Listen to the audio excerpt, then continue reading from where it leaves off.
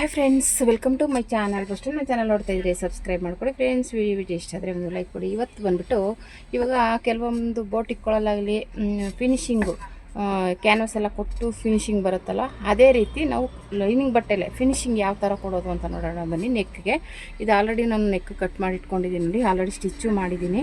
ಆಮೇಲೆ ಒಂದೊಂದು ಏನಕ್ಕಪ್ಪ ಅಂದರೆ ಇದು ಹೀಗೆ ಮಾಮೂಲಿ ಬಟ್ಟೆಗೆ ಹೇಗೆ ಅಟ್ಯಾಚ್ ಮಾಡಬೇಕು ಅಂದರೆ ನೆಕ್ಸ್ಟ್ ವಿಡಿಯೋದಲ್ಲಿ ತೋರಿಸ್ತೀನಿ.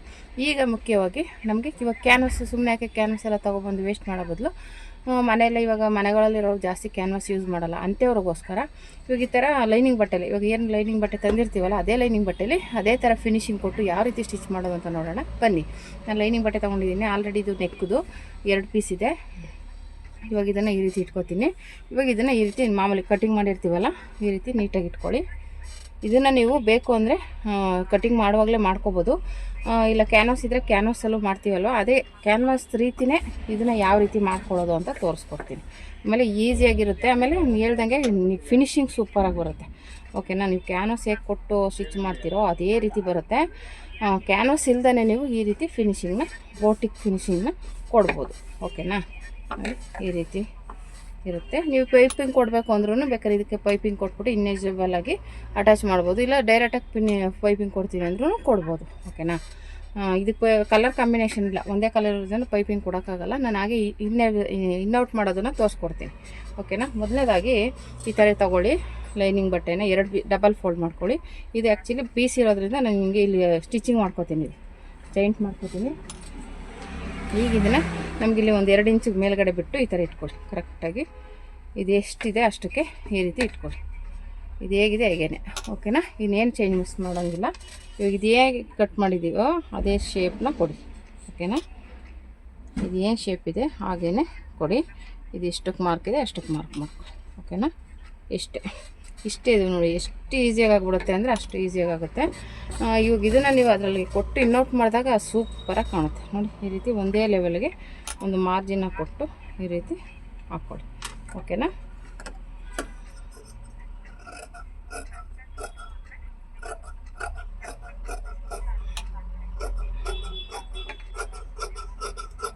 ಈ ರೀತಿ ಕಟ್ ಮಾಡ್ಕೋಬೇಕು ಆಯಿತಾ? ಈಗೇನಪ್ಪ ಮಾಡಬೇಕು ಅಂದರೆ ಇದು ಮಾರ್ಕ್ ಮಾಡಿಕೊಂಡು ಇವಾಗ ಇದು ನಾನು ಹೇಳ್ದಂಗೆ ಇಲ್ಲಿ ಜಾಯಿಂಟ್ ಮಾಡ್ಕೊಂಬಿಡೋಣ. ಆಲ್ರೆಡಿ ಮಾರ್ಜಿನ್ ಬಿಟ್ಟಿದ್ದೀವಲ್ಲ ಅಷ್ಟಕ್ಕೆ ಒಂದು ಜಾಯಿಂಟ್ ಮಾಡ್ಕೊಳ್ಳೋಣ.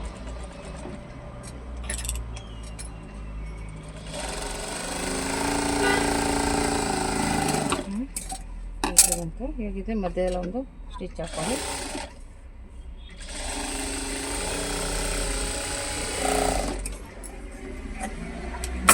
ಈಗ ಇವಾಗ ಇದು ಈ ಕಡೆ ಬರಬೇಕಲ್ವ ಮಾರ್ಜಿನ್ನು,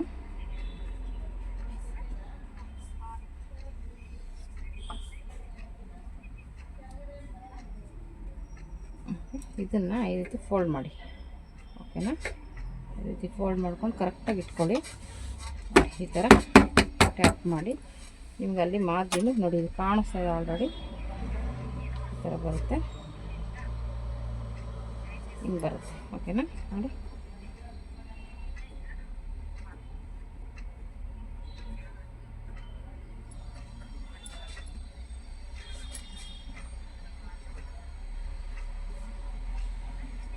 ಈ ರೀತಿ ಬಂತು. ಓಕೆನಾ? ಇವಾಗ ಇದಕ್ಕೆ ನೀವು ಕ್ಯಾನ್ವಾಸ್ ಹಾಕಿದ್ರೆ ಕ್ಯಾನ್ವಾಸ್ ಹಾಕ್ಬೋದು, ಇಲ್ಲ ಅಂದರೆ ತೊಂದರೆ ಏನಿಲ್ಲ. ಇದಿಷ್ಟನ್ನೇ ಸ್ಟಿಚ್ ಮಾಡ್ಕೋಬೋದು, ಕ್ಯಾನ್ವಾಸ್ ಹಾಕಲೇಬೇಕು ಅಂತ ಏನಿಲ್ಲ. ಇವಾಗ ಇದಕ್ಕೆ ನೀವು ಮಾಮೂಲಿ ಇನ್ನೌಟ್ ಮಾಡಿಕೊಂಡ್ರೆ ಅದು ಕ್ಯಾನ್ವಾಸ್ ರೀತಿಯೇ ಫಿನಿಶಿಂಗ್ ಬರುತ್ತೆ. ಓಕೆನಾ?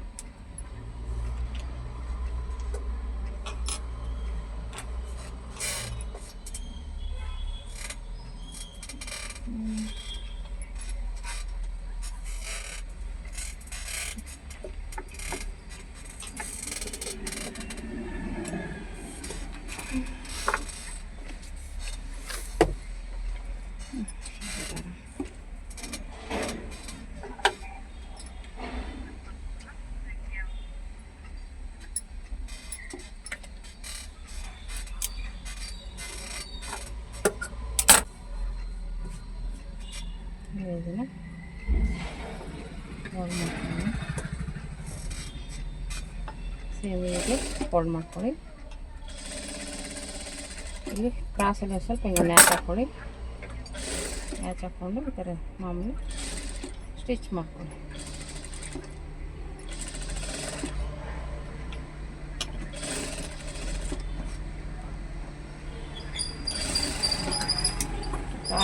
ಹತ್ರ ಒಂಚೂರು ಹಿಂಗೆ ಇದು ಮಾಡಿಕೊಂಡು ಅವಾಗ ನೀಟಾಗಿ ತಿರುಗುತ್ತೆ ಅಂತ ಅಷ್ಟೇ.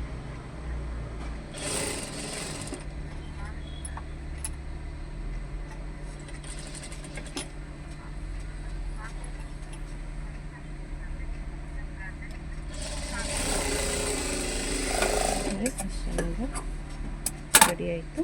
ಇವಾಗ ಇದನ್ನು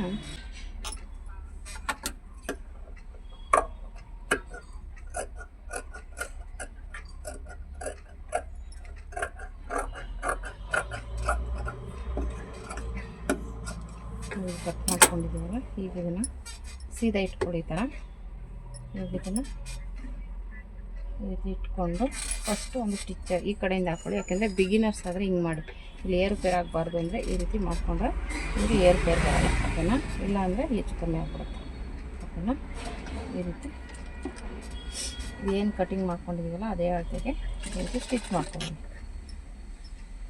ಈ ಕ್ಯಾನ್ವಾಸ್ ಹಾಕಬೇಕು ಅಂತಿಲ್ಲ, ಈ ಥರ ಒಂದು ಲೈನಿಂಗ್ ಪೀಸ್ನ ಅದೇ ರೀತಿ ಕಟ್ ಮಾಡಿ ಸೂಪರಾಗಿ ಬರುತ್ತೆ. ಫಿನಿಶಿಂಗು ನೀಟಾಗಿ ಬರುತ್ತೆ. ಓಕೆನಾ? ಒಂದೇ ಮಾರ್ಜಿನಲ್ಲಿ ಸ್ಟಿಚ್ ಮಾಡಿ ಅಷ್ಟೇ. ಮತ್ತು ಈ ಕಡೆಯಿಂದನೂ ಸ್ಟಿಚ್ ಮಾಡ್ಕೊಳ್ಳಿ.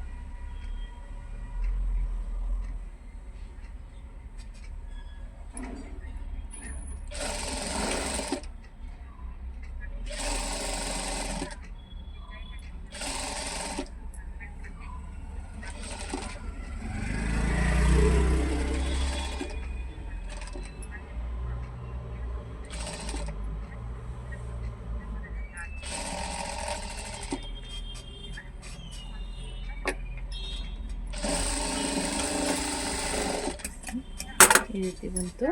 ಇವಾಗ ಇದನ್ನು ಮ್ಯಾಚ್ ಹಾಕ್ಕೋಬೇಕು. ಇಲ್ಲಿ ಕ್ರಾಸಲ್ಲಿ ನಾನು ಈ ಥರ ಮ್ಯಾಚ್ ಹಾಕ್ಕೊಳ್ಳಿ. ಈ ಥರ ಮ್ಯಾಚ್ ಹಾಕೋದ್ರಿಂದ ನೀಟಾಗಿ ತಿರುಗುತ್ತೆ.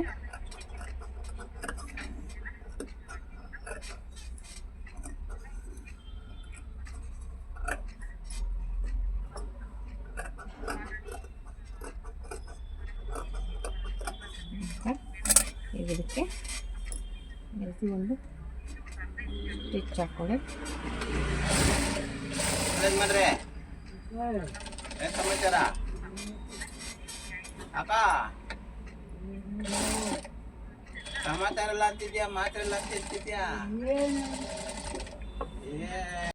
ನೋಡಿ ಫ್ರೆಂಡ್ಸ್, ಈ ರೀತಿ ಸ್ಟಿಚಿಂಗ್ ಮಾಡ್ಕೋಬೇಕು ನೀಟಾಗಿ. ಆ ಪೀಸ್ನ ಸ್ಟಿಚಿಂಗ್ ಮಾಡಿ ಮೇಲೆ ಒಂದು ಪಾಯಿಂಟ್ ಹೊಲಿಗೆ ಹಾಕ್ಕೊಳ್ಳಿ. ಪಾಯಿಂಟ್ ಹೊಲಿಗೆ ಹಾಕಿ ಮತ್ತೆ ಅದನ್ನ ತಿರುಗಿಸಿ ಸ್ಟಿಚ್ ಹಾಕ್ಕೊಳ್ಳಿ ಒಂದು. ಅವಾಗೇನಾಗುತ್ತೆ, ಶೇಪ್ ಎಲ್ಲ ನೀಟಾಗಿ ಬರುತ್ತೆ. ನೀವು ಇದೇ ಶೇಪೆಲ್ಲ ಯಾವ ಶೇಪ್ ಕೊಟ್ರೂ ನೀಟಾಗಿ ಬರುತ್ತೆ. ಕಟ್ ವರ್ಕ್ ಶೇಪ್ ಆಗಲಿ ಬೇರೆ ಶೇಪ್ ಆದ್ರೂ ಈ ರೀತಿ ಸ್ಟಿಚಿಂಗ್ ಮಾಡೋದ್ರಿಂದ ನೀಟಾಗಿ ಬರುತ್ತೆ. ಇವಾಗ ಹಳ್ಳಿ ಕಡೆ ಕೆಲವ್ರ ಹತ್ರ ಕ್ಯಾನ್ವಾಸ್ ಇರೋಲ್ಲ, ಆ ಥರದ ಅವರೆಲ್ಲ ಈ ಥರದ್ದು ಬಟ್ಟೆಲ್ಲ ನೀವು ರೆಡಿ ಮಾಡ್ಕೋಬೋದು. ಕ್ಯಾನ್ವಾಸ್ ಥರನೇ ಚೆನ್ನಾಗಿ ಫಿನಿಶಿಂಗ್ ಬರುತ್ತೆ. ಓಕೆನಾ? ಈ ರೀತಿ ಸ್ಟಿಚಿಂಗ್ ಹಾಕೊಂಡಾದ್ಮೇಲೆ ಆ ಕೆಳಗಡೆ ಇನ್ನೂ ನಾವು ಪಟ್ಟಿ ಥರ ಕೊಟ್ಟಿರೋದ್ರಿಂದ ಎಮ್ಮಿಂಗ್ ಮಾಡ್ಕೋಬೇಕಾಗುತ್ತೆ.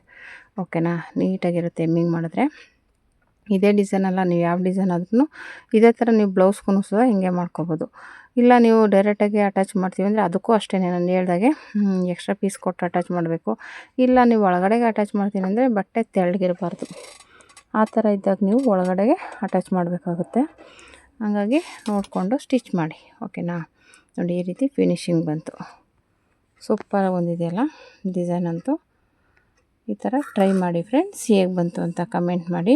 ಈ ವಿಡಿಯೋ ಇಷ್ಟ ಆದರೆ ಲೈಕ್ ಮಾಡಿ, ಶೇರ್ ಮಾಡಿ, ಕಮೆಂಟ್ ಮಾಡಿ. Thank you for watching friends.